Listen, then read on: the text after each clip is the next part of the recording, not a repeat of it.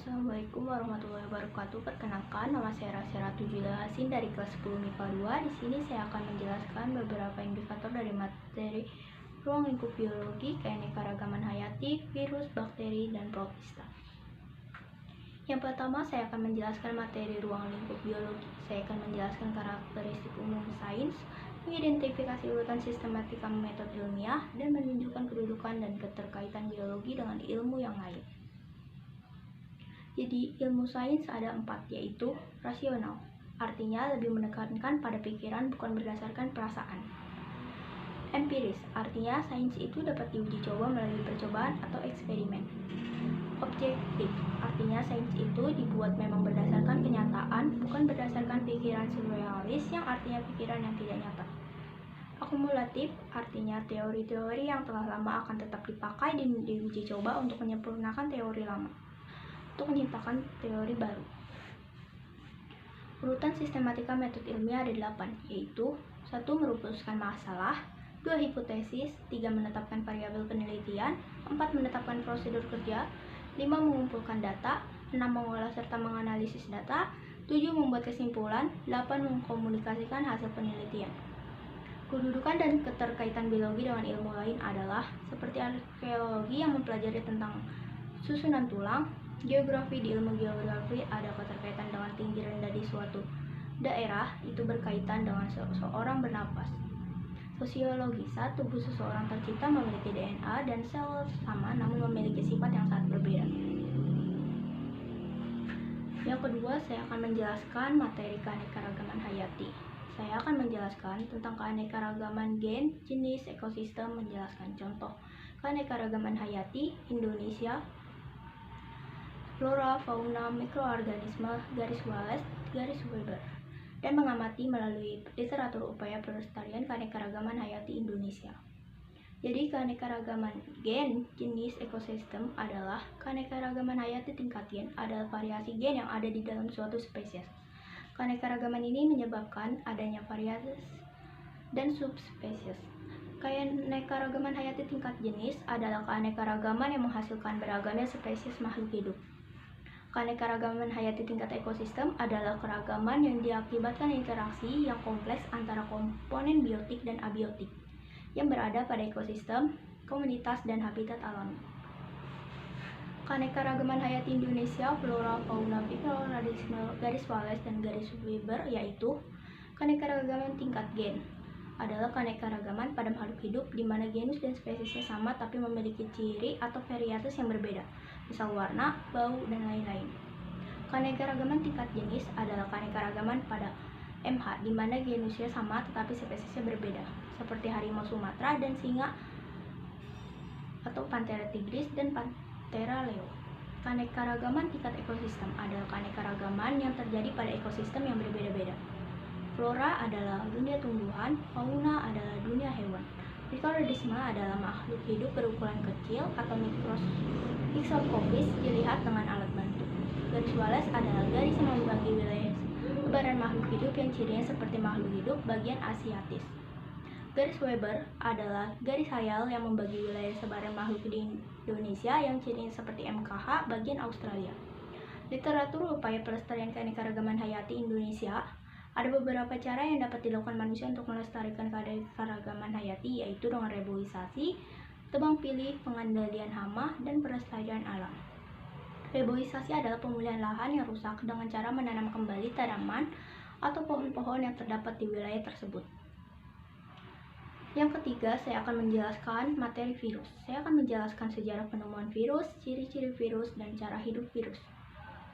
Sejarah penemuan virus adalah penemuan virus pertama kali dimulai tahun 1883 oleh Adolf Meyer.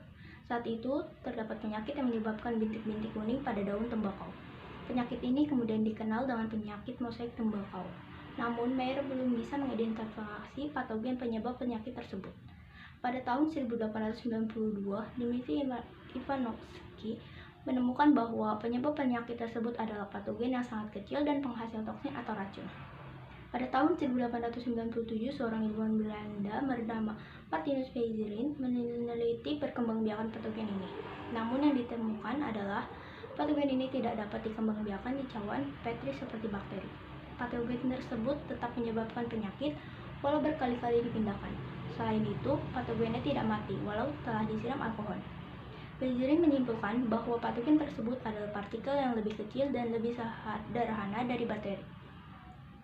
Pada tahun 1935, ilmuwan asal Amerika bernama Wendell Meredith Steinle berhasil mengkristalkan patogen pada tumbuhan tembakau tersebut.